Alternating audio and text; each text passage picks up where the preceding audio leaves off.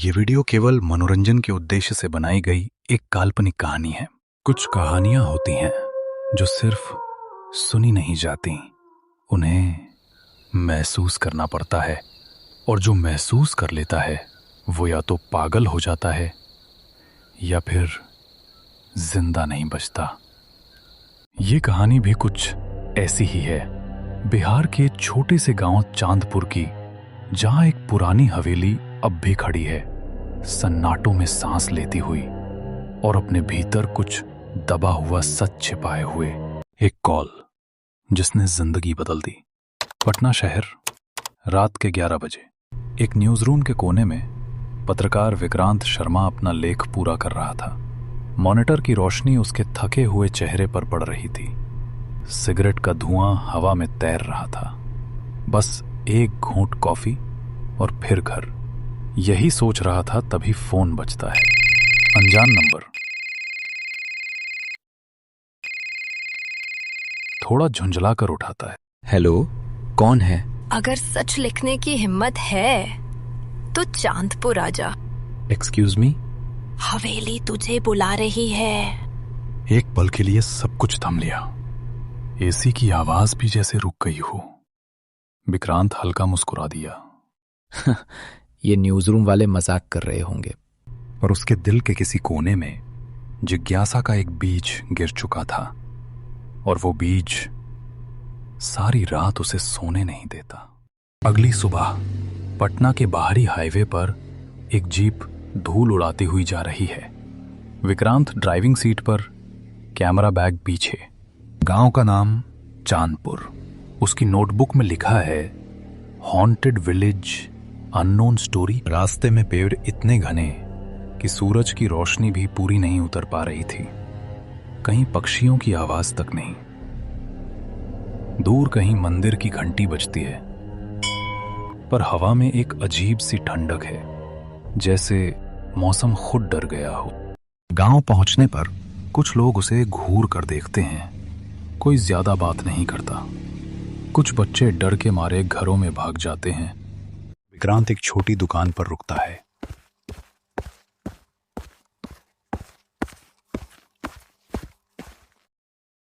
भैया, यहाँ कोई पुरानी हवेली है क्या? उस जगह का नाम मत लो बाबू, वो हवेली लोगों को बुला लेती है।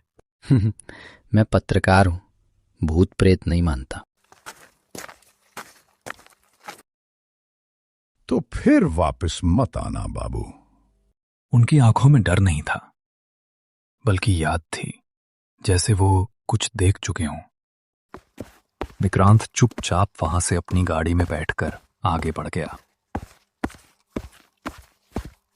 शाम के 5 बज चुके थे। विक्रांत ने जीप रोकी। आगे एक पतला रास्ता जाता था। दोनों तरफ नीम के पेड़ और बीच में घना जंगल, और उस जंगल के अंदर एक हवेली। काली दीवारें, टूटे हुए झरोखे, और दरवाजा थोड़ा सा खुला हुआ था, ऐसे जैसे कोई कह रहा हो, कुंडी मत खटखटाओ राजा, सीधा अंदर आओ राजा। हवा में मिट्टी और मौसम की मिली जुली गंध थी।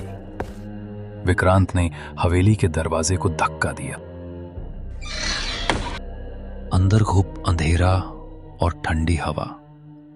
दीवारों पर पुरानी तस्वीरें, आदमी, औरतें, बच्चे, सभी के चेहरों पर काला धब्बा, जैसे जल गए हों। एक कमरा था जिस पर लिखा था, शारदा निवास। उसने टॉर्च चलाई।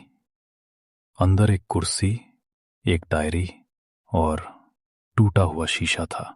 वहां एक डायरी रखी थी। विक्रांत ने उसे उठाया और देखा। पहले पन्ने पर लिखा था, जो यहां आया उसे अपना चेहरा याद नहीं रहता। विक्रांत ने वो डायरी अपने पास रखी और बाहर निकल गया। वो वापस गांव आ गया। रात को विक्रांत ने गांव के स्कूल गेस्ट रूम में डेरा जमाया। एक बल्ब जल रहा था और हवा में उस डायरी की गंध, पुराने कागज और लोहे जैसी। उसने डायरी खोली। नाम लिखा था, शारदा देवी, चांदपुर के जमींदार की बेटी। तारीख 22 नवंबर 1954। डायरी में लिखा था, मैं किसी से प्यार करती हूं, पर पिताजी ने मना कर दिया। उन्होंने कहा, एक जमींदार की बेटी कभी नौकर से प्यार नहीं कर सकती। अगले पन्ने पर लिखा था, मैंने उसे मिलने बुलाया था पूर्णिमा की रात, हवेली के पिछले कमरे में, पर वो नहीं आया। बस एक हवा का झोंका आया और सब कुछ खत्म हो गया। नीचे लिखा था, मैं फिर भी उसका इंतजार करूंगी। और उसके बाद के सारे पन्ने सूखे हुए खून से सने हुए थे। खून?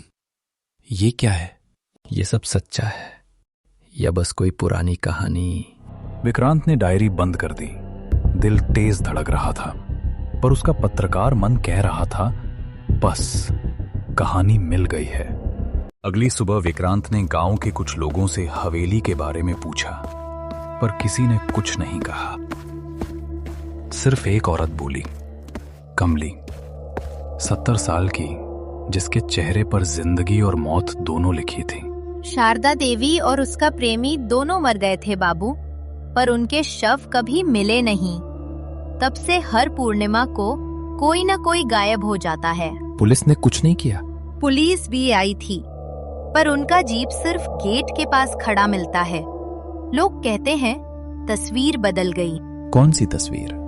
हवेली की दीवार पर हर बार एक नई फोटो लग जाती है, उस शख्स की जो वापस नहीं आता। मैं देख लूंगा सच क्या है। कमली बस इतना बोली। बाबू, सच कभी कभी सुरक्षित नहीं होता।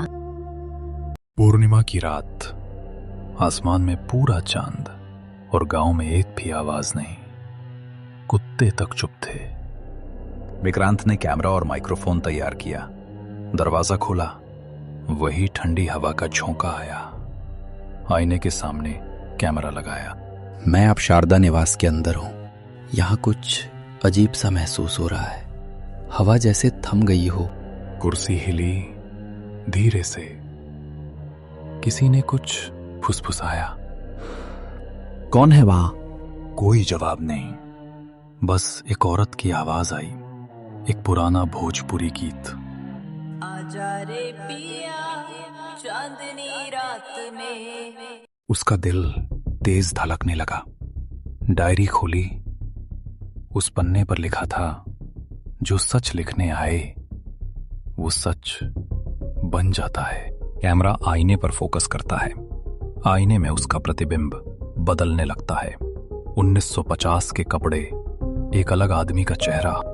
तूने लिखा था ना, सच दिखाना है, अब तू ही सच है। आईने से एक हाथ बाहर निकला। कैमरा गिरा, स्क्रीन काली। सुबह गांव वाले जंगल के रास्ते पर पहुंचे। कैमरा पड़ा था, डायरी खुली हुई। हवेली की दीवार पर अब एक नई तस्वीर लगी थी, विक्रांत शर्मा की। कमली ने धीरे से हाथ जोड़ लिए। एक और आ गया।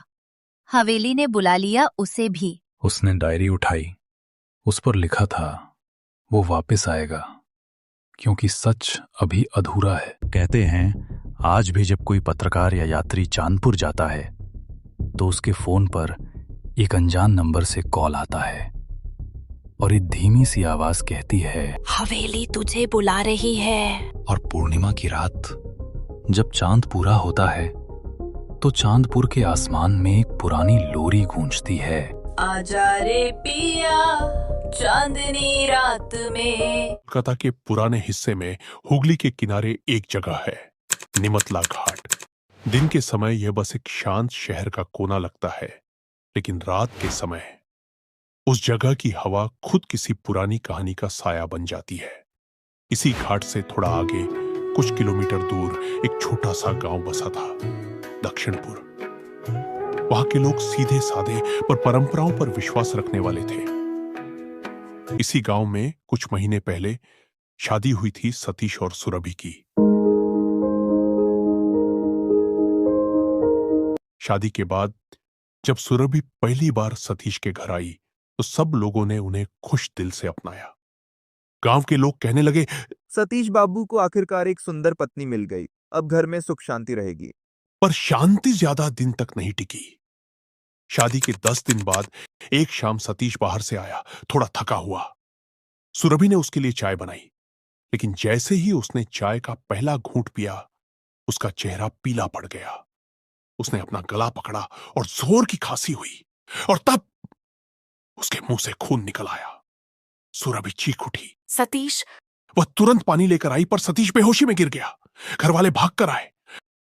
मां ने तुरंत डॉक्टर को कॉल किया और बोली, डॉक्टर साहब जल्दी हमारे घर आइए। डॉक्टर आए और डॉक्टर ने सब टेस्ट किए।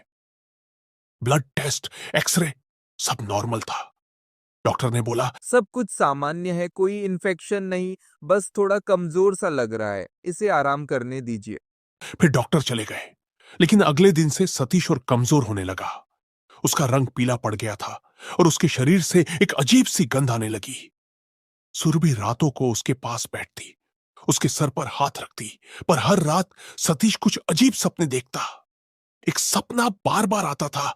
निमतला घाट, अग्निकुंड जल रहा होता और एक औरत सफेद साड़ी में उसे देख रही होती और उसे अपनी ओर बुला रही होती। सुबह उठते ही सतीश का चेहरा पसीने से भीग जाता और वह सुरभि से कहता, वो कौन है सुरभि? हर रात मेरे सपने में आती है। सुरभि सतीश को समझती है। सतीश, वो सब मन का भ्रम है। वो सिर्फ एक सपना है। अब ज्यादा सोचिए मत। लेकिन कुछ दिन बाद सतीश की नाक से खून निकलना शुरू हुआ। सतीश के पिता श्यामलाल एक समझदार पर थोड़े पुराने विचारों वाले आदमी थे। उन्होंने सतीश को देखा और कहा, ये कोई बीमारी नहीं है, कोई काला जादू है मेरे बेटे पर। पहले तो सुरभि और मां ने मना किया, पर जब रात में सतीश ने खुद को खुजलाना शुरू किया और कहता गया, मुझे बुला रही है, मुझे ले जाएगी, तब सबका खून सूख गया। अगली सुबह श्यामलाल एक बाबा को ले आए। बाबा रुद्रनाथ, काले कपड़ों में लिपटे हुए, गले में रुद्राक्ष और आंखों में एक चमक थी। बाबा ने आते ही सतीश को देखा। उन्होंने आंखें बंद की, मंत्र उच्चारण शुरू किया, फिर धीरे से बोले, इस लड़के पर शक्तिशाली काला जादू हुआ है। किसी औरत ने इसकी आत्मा से बदला लिया है। सतीश की मां ने बोला, बाबा, इसे बचा लीजिए। बाबा ने कहा, इसके पास ज्यादा समय नहीं है। अगर आज रात तक तांत्रिक विधि नहीं की गई तो इसके प्राण समाप्त हो जाएंगे। सुरभि का दिल कांप गया। बाबा ने उसकी तरफ देखा और बोले, बेटी, तुझे सच कहना होगा। तेरे पति के जीवन में कोई और औरत थी क्या तेरे आने से पहले? सुरभि ने आंखों में आंसू लेकर सतीश की तरफ देखा। सतीश ने हां में सिर हिलाया। कुछ साल पहले जब सतीश कोलकाता में कॉलेज में पढ़ता था, उसकी जिंदगी में एक लड़की आई थी, नंदिता। नंदिता एक लोकल लड़की थी। दोनों का प्यार गहरा था, पर सतीश के घर वालों को नंदिता पसंद नहीं थी। एक दिन दोनों के बीच झगड़ा हुआ। सतीश ने उससे रिश्ता तोड़ दिया और कहा, मुझे अपनी मां के खिलाफ नहीं जाना। उस रात नंदिता ने उसे मैसेज भेजा, तू मुझसे अलग नहीं रह सकता सतीश, मैं तुझे हमेशा याद रखूंगी। उसके बाद नंदिता गायब हो गई। इनका एक दोस्तों का ग्रुप बना हुआ था, उसमें मैसेज आया, नंदिता। उसने निमतला घाट के पास सुसाइड कर ली। किसी ने उसकी लाश तक नहीं देखी। सुरभि ये बातें सुनकर कांप गई। बाबा रुद्रनाथ ने आंखें बंद करके मंत्र जाप शुरू किया और बोले, हाँ, वही है। नंदिता की आत्मा इसके पीछे है। उसी ने इसके प्राण बांध दिए हैं। उसका प्यार अब श्राप बन गया है। घर के कोने से हवा का तेज झोंका आया। दिया बुझ गया। बाबा रुद्रनाथ ने सबको कहा, मुझे उसका एक सामान चाहिए जिससे ये बंधन तोड़ सकूं। उस औरत का कोई वस्तु या उस जगह का कुछ जहां उसने अपना अंतिम समय बिताया हो। सतीश ने कहा, मैं उससे आखिरी बार निमतला घाट के पास मिला था। बाबा ने कहा, तो आज रात हम वहां चलेंगे। वही इसके बंधन को तोड़ने की जगह है। रात होने लगी। पूरा घर सन्नाटे में था। सुरभि ने दिया जलाकर भगवान से प्रार्थना की। फिर तीनों, बाबा, सतीश और सुरभि, निकल पड़े निमतला घाट की तरफ। घाट पर पहुंचते ही ठंडी हवा चल रही थी। कहीं दूर से अस्थियों के जलने की आवाज आ रही थी। आसमान में आधा चांद था। बाबा रुद्रनाथ ने 3 दिए जलाए और तीनों को एक चक्र में बैठाया। उन्होंने मंत्र जाप शुरू किया। काल भैरवाय नमः, ओम प्रेत रक्षकाय नमः, काल भैरवाय नमः, ओम प्रेत रक्षकाय नमः, काल भैरवाय नमः, ओम प्रेत रक्षकाय नमः। हवा तेज होने लगी। नदी के किनारे कुछ हिलता दिखा, एक सफेद साड़ी। सुरभि डर के मारे कांप उठी। बाबा ने कहा, डर मत, जो भी हो चुप रहना। जैसे जैसे जाप पढ़ता गया, सतीश का शरीर कांपने लगा। उसके मुंह से खून निकला। बाबा चिल्लाए, छोड़ दे इसे नंदिता, तेरा समय समाप्त हुआ। तभी हवा एकदम तेज हुई और एक औरत की चीख गूंजी, वो मेरा था, मेरा है, मेरा ही रहेगा। सुरभि ने देखा, उसके सामने अब नंदिता खड़ी थी। नंदिता का चेहरा आधा जला हुआ, आंखें लाल थी। बाबा ने मंत्र जाप करते हुए अग्निकुंड में आहुति दी। फिर एक लाल अग्नि जली और उस अग्नि में नंदिता की चीख डूब गई। चारों तरफ शांति थी। सतीश बेहोश था। बाबा ने उसके सिर पर अपना हाथ रखा और कहा, अब ये आजाद है, पर याद रहे, प्यार अगर पाप बन जाए तो आत्मा कभी मुक्ति नहीं पाती। सुबह होने तक सब कुछ शांत हो गया। सूरज की पहली किरण जब निमतला के पानी पर पड़ी, तब लग रहा था जैसे सालों पुराना बोझ हल्का हो गया हो। सतीश ने आंखें खोली और धीरे से बोला, वो चली गई क्या? बाबा रुद्रनाथ ने मुस्कुराते हुए कहा, आत्मा को मुक्ति मिल गई, तुम दोनों अब नई जिंदगी शुरू करो। वे तीनों वापस गांव आए। घर लौटते समय सुरभि ने पीछे मुड़कर देखा। निमतला घाट पर एक सफेद दुपट्टा हवा में उड़ा और पानी में डूब गया। कुछ साल बीत गए। सतीश और सुरभि अब एक छोटी सी दुकान चलाते हैं, शांत जिंदगी जीते हैं। पर हर साल पूर्णिमा की रात जब हुगली के किनारे हवा तेज चलती है, सुरभि को लगता है कोई उसका नाम पुकार रहा है। वह खिड़की बंद करती है, पर हवा के साथ एक महक आती है, चमेली और जलती हुई लकड़ी की। और दूर निमतला घाट के पास एक सफेद साया मुस्कुराता हुआ दिखाई देता है, जैसे किसी की याद अब भी जिंदा हो। बरसात की वो रात थी जब आसमान में काले बादल छा गए थे और हवा ऐसे चल रही थी जैसे अंधेरा खुद जिंदा हो गया हो। दो दोस्त रमेश और सुरेश अपने पड़ोस के गांव से अपने गांव लौट रहे थे। रात के 12 बज रहे थे। अरे रमेश, लगता है तूफान आने वाला है। देख हवा कैसे चल रही है। हाँ भाई, लगता है भारी बरसात पड़ेगी। चल थोड़ा तेज चलाते हैं। बस थोड़ा ही आगे बढ़े थे कि एक बड़ा पेड़ रास्ते के बीच गिरा हुआ था। रास्ता बिल्कुल बंद हो गया था। अरे भाई, ये तो रास्ता पूरा बंद हो गया। अब क्या करें? गांव तो जाना ही पड़ेगा। चलो वो पीछे वाली कच्ची सड़क से निकलते हैं। वो कच्ची सड़क जहां से लोग रात में गुजरना पसंद नहीं करते थे, क्योंकि उसके आगे था पुराना कब्रिस्तान। भाई, ये तो बिल्कुल भूत वाली सड़क लग रही है। हाँ रे, बस कोई चुड़ैल मिल जाए तो मजा आ जाए। दोनों हंसते हुए चल पड़े, लेकिन थोड़ी देर बाद उनकी हंसी थम गई। दूर एक औरत खड़ी थी, सफेद कपड़ा पहने हुए। बारिश में भी उसके कपड़े बिल्कुल साफ और बाल गीले होकर चेहरे पर चिपके हुए। अरे रमेश, देखना, कोई औरत खड़ी है रास्ते के बीच में। इतनी रात को कौन होगी भाई? चल देखते हैं। बहन जी, कहाँ जा रही हो इतनी रात में? मेरा घर यही पास में है। अगर आप उसी तरफ जा रहे हो तो मुझे कुछ आगे तक छोड़ दोगे? हाँ बहन जी, आ जाइए। बैलगाड़ी में पीछे बैठ जाइए। वैसे आपका नाम क्या है बहन जी? मेरा नाम रश्मि है। उसके बाद रश्मि एकदम चुप हो गई। न कुछ बोली, न इधर उधर देखा, सिर्फ बारिश में सिर झुकाकर बैठी रही।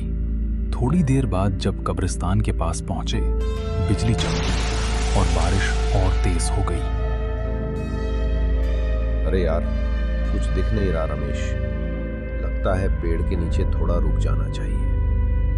सही बोला भाई, चल यहीं रुक जाते हैं थोड़ी देर। दोनों ने बैलगाड़ी पेड़ के नीचे रोकी और जब रश्मि की तरफ देखा, बैलगाड़ी के पीछे कोई नहीं था। अरे रमेश, रश्मि कहाँ गई? गिर तो नहीं गई? चल नीचे उतर, ढूंढते हैं उसको। वो दोनों बारिश में निकल पड़े। कब्रिस्तान के पास हल्की हल्की रोशनी जल रही थी और धीरे धीरे किसी के रोने की आवाज आ रही थी। भाई, आवाज आ रही है, कोई रो रहा है अंदर। लगता है कोई इस बारिश में फंस गया है, चल देख लेते हैं। कब्रिस्तान के अंदर वो दोनों गए। देखा, एक औरत एक कब्र के पास बैठी रो रही थी और वो कब्र के पत्थर को छूकर बोल रही थी, तू मुझे क्यों छोड़ गया? तूने ऐसा क्यों किया? रश्मि बहन, ये किसकी कब्र है? मेरी। दोनों ने देखा, पत्थर पर लिखा था रश्मि देवी, 1989 से 2016। ये तो वही रश्मि है भाई। और अगले ही पल वो औरत गायब हो गई। बस हवा में एक ठंडी खुशबू रह गई और जमीन पर उसके पैरों के निशान। सुरेश भाग रही। दोनों कब्रिस्तान के बाहर की तरफ भागे, पर बैलगाड़ी गायब थी। उन्होंने इधर उधर देखा, पर दूर दूर तक खाली सुनसान रास्ता नजर आ रहा था। उनकी बैलगाड़ी कहीं नहीं दिख रही थी। ये पायल की आवाज पीछे से आ रही है। रश्मि उनके सामने खड़ी थी, चेहरे पर अजीब सी मुस्कान, आंखें लाल, और वो धीरे से बोली, कहाँ जा रहे हो? मुझे छोड़कर मुझे भी अपने साथ ले चलो, वरना मैं तुम दोनों को अपने साथ ले जाऊंगी। दोनों चिल्लाए और जान बचाने के लिए दौड़ पड़े। बारिश, अंधेरा, कीचड़, सब में गिरते पड़ते भाग रहे थे। कुछ दूर भागने के बाद उन्हें एक चाय की टपरी दिखी। वहां कुछ लोग आग सेंक रहे थे। अरे भाई, इतनी रात को कौन हो तुम लोग? पूरा भीग गए हो। हम कब्रिस्तान के रास्ते से आ रहे थे। एक औरत मिली थी, रश्मि नाम था उसका। रश्मि? अरे भाई, उस रास्ते पर तो कोई नहीं जाता। 5 साल पहले उसी बारिश वाली रात रश्मि की मौत हुई थी। वो अपने घर जा रही थी। एक आदमी ने मदद के बहाने उसे रोका और उसे लूट लिया और मार दिया। तब से उसकी आत्मा हर बरसात की रात वहां दिखती है, किसी मुसाफिर के इंतजार में, और उससे कहती है, भैया मेरा घर यहीं पास में है। टप्परी वाले की बात सुनकर रमेश और सुरेश की रूह कांप गई। दोनों एक दूसरे की तरफ देखते रहे। उनके चेहरे पर हवाइयां उड़ रही थी। बारिश अभी भी उतनी ही तेज थी, लेकिन अब उन्हें हवा में एक अजीब सी ठंड महसूस हो रही थी, जैसे आसपास कोई और भी मौजूद हो। उस औरत को देख भी लिया। कई लोग उसे देखते हैं, लेकिन वापस कम ही आते हैं। भैया, अगर वो आत्मा थी तो वो हमें क्यों छोड़ देगी? कहीं वो हमारे पीछे आ तो नहीं रही? टप्परी वाले ने झट से लालटेन उठाई और धुएं की तरह स्याह अंधेरे में झांकने लगा। टप्परी वाला, चुप। ये वही हवा है जो रश्मि के आने पर चलती है। भाई चल यहां से अभी। दोनों भागने ही वाले थे कि अचानक पीछे से पायल की छन छन फिर सुनाई दी। धीमी लेकिन साफ, जैसे कोई बस कुछ कदम की दूरी पर खड़ा हो और सिर्फ एक पल के लिए उसकी परछाई दिखती है। मैंने कहा था मुझे छोड़कर मत जाओ। भाग रमेश, भाग। दोनों एक ही दिशा में पागलों की तरह भागे। न देखा रास्ता, न सोचा कहां जाना है। कुछ देर भागने के बाद उन्हें एक पुराना जला हुआ पेड़ दिखा। बारिश के कारण वहां कुछ देर छुपने की जगह थी। वे दोनों वहीं हांफते हुए बैठ गए, लेकिन पेड़ के तने पर उन दोनों ने कुछ अजीब लिखा हुआ देखा। रश्मि वापस आ जाएगी हर बरसात में। जो उसे देख ले वो कभी नहीं बच पाता। भाई, ये सब हमारे साथ क्यों हो रहा है? तभी पीछे से गीली मिट्टी पर कदमों की आवाज आई। छुप छुप छुप। दोनों धीरे धीरे मुड़े और देखा रश्मि बस 2 कदम दूर खड़ी थी। आप कहाँ जाओगे? बस उसी रात के बाद रमेश और सुरेश कभी गांव नहीं पहुंचे। अगली सुबह लोगों ने देखा कब्रिस्तान के पास एक बैलगाड़ी मिली और उसके पास 2 आदमी पड़े थे, रमेश और सुरेश। उनके चेहरों पर आंखें खुली हुई थी और सारा शरीर काला पड़ गया था। कहते हैं जब भी बरसात होती है और कोई उस रास्ते से गुजरता है तो बैलगाड़ी की आवाज अब भी सुनाई देती है। और एक औरत कहती है, भैया मेरा घर यहीं पास में है, क्या आप मुझे छोड़ दोगे? अब मैं आपसे पूछना चाहता हूं, क्या आप उसे छोड़ दोगे? कमेंट में जरूर बताना और लाइक, शेयर और सब्सक्राइब करना मत भूलना, वरना रश्मि आपसे लिफ्ट मांगने आ जाएगी।